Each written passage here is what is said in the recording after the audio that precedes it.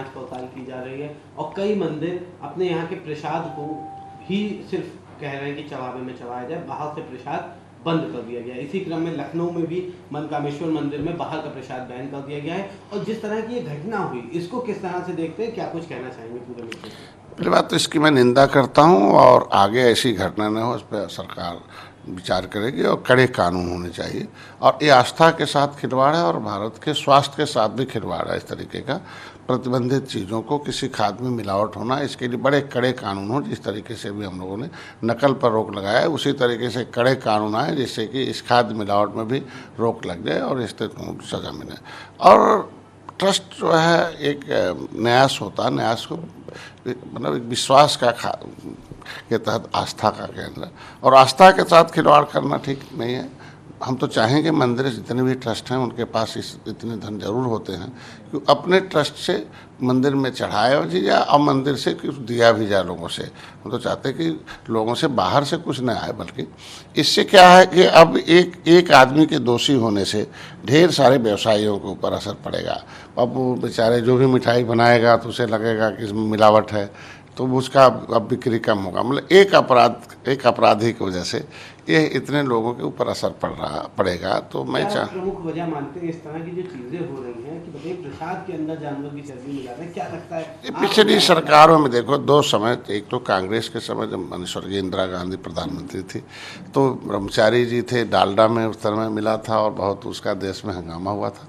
और इस बार भी पिछली सरकारों ने उसको टेंडर किया था। जो संज्ञान में मामला पेपर से आया था कि इतने कम टेंडर पर, इतने कम रेट पर अगर हम उस किसी चीज़ को बनाते हैं तो निश्चित रूप से जब उस रेट पर माल ही नहीं मिलेगा, घी नहीं मिलेगा, तो निश्चित रूप से 2 नंबर का काम होगा। तो पिछली सरकारों की वो गलती थी, उस पर जांच होना चाहिए, जो दोषी हो उसको सजा मिले। तो एक प्रमुख वजह आप ये मानते हैं कि जो बहुत कम टेंडर चलते ही उनको टेंडर मिला और उसमें घी नहीं मिल पाया, जिसके चलते उन्होंने ये नहीं मिलेगा ही नहीं, कैसे मिलेगा उतने में, आखिर लाएगा कहाँ से? क्योंकि दूध का रेट है 25 लीटर में एक किलो होता, 25 लीटर का आप कीमत जोड़ लीजिए और तो उसके रेट से 300 रुपये में कहाँ से आपको मिलेगा? इस तरीके से क्योंकि कोई भी टेंडर हो न्यायोचित होना चाहिए, रेट के आधार पर नहीं, उसकी कैपिंग हो।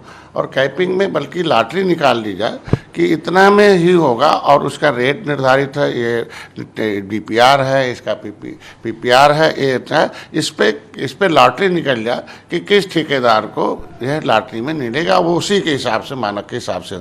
अगर हम कहेंगे नहीं जो सबसे कम में बनाएगा तो क्या बनाएगा? मिट्टी से डाल के बनाएगा, यही करेगा, वो करेगा। ये तमाम कानून है जो अंग्रेज़ों के बनाए हैं, वो धीरे धीरे उस पर आता, समय आने पर सुधार होगा। हम तो चाहेंगे इसका हर क्षेत्रों में जो ठेके होते हैं, चाहे सड़क बनाने का हो, चाहे मीठा बनाने का हो, चाहे कोई सामान बनाने का हो, ये जो ठेके हो रहे हैं कि कम रेट पर बने, तो बनाएगा कहाँ से? वो गुणवत्ता ही विहीन करेगा। तो उसके लिए एक निश्चित मानक हो जाए और निश्चित मानक के हिसाब से उसके जो है वह काम का नाम है, उसके लोगों को लॉटरी से शेष दिया जाए कि फला आदमी जो ट्रेंड हो उसके हिसाब से उसको काम करने का अवसर दिया जाए। एक और बड़ा अहम सवाल है, बीते दिनों मंगेश यादव का इनकाउंटर हुआ।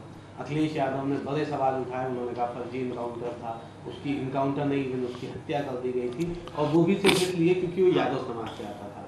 उसी घटना को लेकर के सुल्तानपुर में जो ज्वेलरी शॉप पे लूट हुई थी, उसी क्रम में आज एक और इनकाउंटर हुआ है पुलिस द्वारा, जिस इनकाउंटर में अभियुक्त जो है वो ठाकुर जाति से आता। अखिलेश यादव ने तब भी ये सवाल उठाए थे कि उसका इनकाउंटर सिर्फ इसलिए हुआ मंगेश यादव का क्योंकि वो यादव जाति से था, ठाकुर जाति वाले मुख्य आरोपी को बचा लिया गया। अब जो दूसरा इनकाउंटर हुआ है उसमें वो आरोपी ठाकुर जाति से आता। देखिए, जो विपक्ष का सवाल है उसका जवाब ही आज के दिन उनको बोलना चाहिए, बताना चाहिए, धन्यवाद देना चाहिए कम से कम सरकार को कि हमारी सरकार जनता के द्वारा, जनता से जो वादा किया है कि तुम्हें सुरक्षा देंगे, न्याय देंगे, तुम्हारा सम्मान देंगे, तुम्हें जो है समृद्धि देंगे और तुम्हें माफिया मुक्त करेंगे, अपराध मुक्त करेंगे, भय मुक्त करेंगे।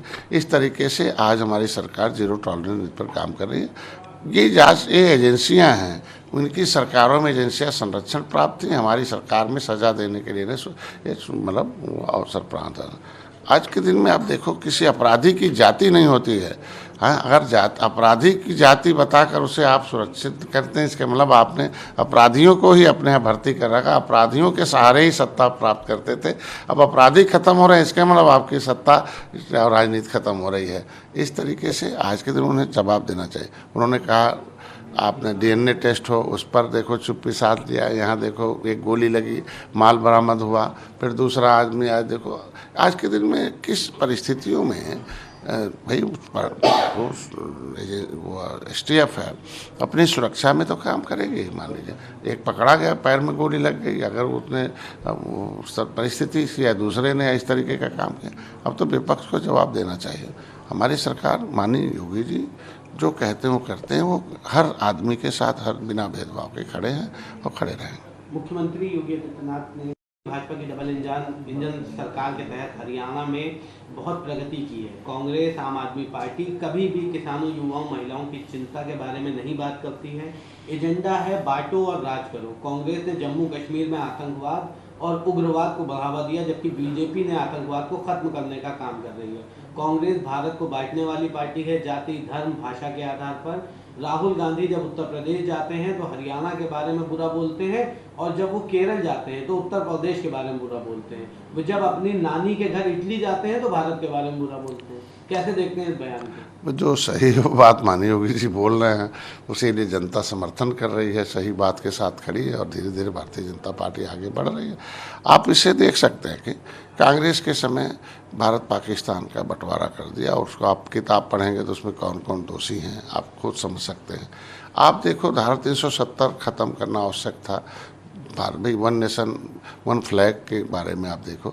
आज यही कांग्रेस जाती है, किस तरीके से डिब्बे में बंद होके जाती थी पहले जो है वहीं जम्मू कश्मीर में, अब कम से कम सीधे ये मीटिंग करते हैं, रैली करके आते हैं। धारा 370 ख़त्म हुआ, ये फिर वही चाहते हैं। आज देखो जितने अलगाववादी ताकतें हैं उनके साथ फ़ोटो खिंचवाने का क्या मतलब है? इसके मतलब अलगाववादी सोच के आप लोग हो, जातियों को बांटना, धर्म को बांटना। सबसे पहले भारत के संविधान का में जो सबसे बड़ा शब्द आया कि जब संविधान सभा का चुनाव हो रहा था तो कई बार संविधान सभा में आया कि preamble of the constitution of India में जोड़ दिया जाए सेकुलर शब्द, लेकिन हमेशा संविधान सभा में हार मिली और नहीं जुड़ा। बाद में कोर्ट ने भी आर्डर किया, कई बार कोर्ट गए लोग, कोर्ट ने भी कह दिया कि ये सेकुलर शब्द नहीं जोड़ा जा सकता संविधान में। लेकिन जब सरकार नहीं थी कांग्रेस की, ख़त्म हो गई थी लास्ट में, मतलब इमरजेंसी लगा के आगे बढ़ाई गई थी, उस समय सेकुलर शब्द संविधान में जोड़कर भारत की दशा को खराब किया। इसके वजह यह शब्द क्या है, हिंदू मुसलमान आपस में लड़के राष्ट्रीयता खत्म करके धार्मिकता आई, और नतीजा क्या हुआ, भारत का दशा कहाँ था अर्थव्यवस्था में। आज देखो अर्थव्यवस्था में हम 5वें नंबर पर। सेकुलर का मतलब तो एक समान, सेकुलर का मतलब ऐसा नहीं है धर्म का आधार होता है, सेकुलर का मतलब धार्मिक होता है। संविधान जो है बिना भेदभाव के सभी धर्म के साथ खड़ा है, और सेकुलर का मतलब हम जिसके साथ चाहें उसके साथ खड़ा रहें, यही मतलब होता है। इसीलिए तो आज के दिन में देखो क्या दशा रही भारत की, उसी के नाते तो आज के दिन में यह भारत में अलगाववादी ताकतें, आतंकवादी ताकतें, तमाम धर्म विरोधी भाषा ताकतें, ये सब काम हो रहा है। उसी की देन है ना कि अगर सुप्रीम कोर्ट ने सामानों के केस में ऑर्डर किया कि नहीं भाई आप किसी महिला के साथ 3 तलाक नहीं दे सकते हैं, आप कह के तलाक लग, गलती करे पुरुष सजा हो गया, महिला है पानी समय पर नहीं दिया, सेवा नहीं किया, पति के तरफ पैर नहीं पकड़ा, उसे तलाक दे दिया। सुप्रीम कोर्ट के ऑर्डर को कांग्रेस ने बदल दिया, नहीं सेकुलर शब्द है, हम धर्म के आधार पर ऐसा नहीं होगा। तो इसी कहते हैं ना कि धर्म के आधार पर सरकार चलाना सरकार, तो ये कांग्रेस का दोहरा चरित्र है जिसका जवाब जनता धीरे धीरे दे रही है, इसीलिए कांग्रेस समाप्त हो रही है। एक आखिरी सवाल रहेगा, कानपुर जगहों से ट्रेन के ट्रैक से उतर जाने की घटनाएं सामने आई। बीते दिनों कुछ दिन पहले कानपुर में रेलवे स्टेशन पर एक सिलेंडर ट्रेन के आगे मिला जिससे बड़ा ब्लास्ट हुआ। अभी कल फिर कानपुर में एक 5 किलो का सिलेंडर ट्रेन के आगे रखा हुआ था, जिसके बाद पटरी पे ट्रेन को रोका गया, उसके बाद उस सिलेंडर को हटाया गया। वहाँ तमाम फोर्सेज ने पहुंचकर उसकी जांच करी, और जिसको लेकर के अंदेशा लगाया जा रहा है कि साजिश के तहत लगातार ट्रेनों के साथ इस तरह के हादसे करने का प्रयास किया जा रहा है। क्या लगता है आपको, क्या वजह है और कौन हो सकता है इन साजिशों? देखिए, कुछ सिरफिरे हैं जो इस भारत की आत्मा को दुखी करना चाहते हैं। शुरू में ही भारत सोने की चिड़िया थी, विश्व गुरु था, दुनिया के लोग आए पढ़े लिखे और भारतीय सभ्यता से सीख के आगे बढ़े। लेकिन कुछ ताकतें थी, 1100 वर्ष तक, 750 वर्ष मुगलों को गुलाम बनाया, 350 वर्ष अंग्रेजों को गुलाम बनाया। वो चाहते हैं उस ताकतें कि फिर वह गुलामी आ जाए। वो ऐसी ताकतें भारत को अस्थिर बनाना चाहती हैं। हम तो चाहेंगे कि नए कड़े कानून बने कि इस तरह से जो पकड़े जाए उनको कड़े से कड़े सजा दी जाए, जिससे कि ऐसी घटना न रोकी जाए। क्योंकि उसमें देखिए मानवीय आधार पर अभी ट्रेन हादसा हो तो उसमें सारे लोग मरेंगे, चाहे कोई जाति, कोई धर्म, कोई थोड़ी लिखा है ट्रेन में एक ही जाति के लोग बैठे हैं कि धर्म के लोग बैठे हैं। तो ऐसे लोगों के खिलाफ सब पक्ष बैठकर एक कड़े कानून बनाए, जिससे एक ऐसे लोग पकड़े जाएं। और उसमें पकड़े जाते देखो किस विशेष वर्ग के लोग ढेर सारे पकड़े जाते हैं। किस विशेष? अब मैं निश्चित रूप से आप देखो आतंकवाद में नाम किनके आते हैं, धर्म विरोधी ताकतों में किसके नाम आते हैं, इस तरीके से अपराध करने में किसके नाम आते हैं, बड़े बड़े ब्लास्ट करने में किनके नाम आते हैं। आप खुद ही देख सकते हो किनके फांसी किनकी हुई अधिक से अधिक, इनमें कितने लोग जेल में अभी बंद हैं।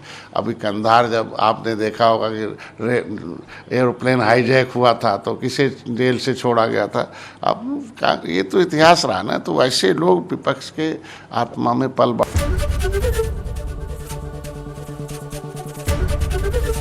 एबीपी गंगा, खबर आपकी, जुबान आपकी।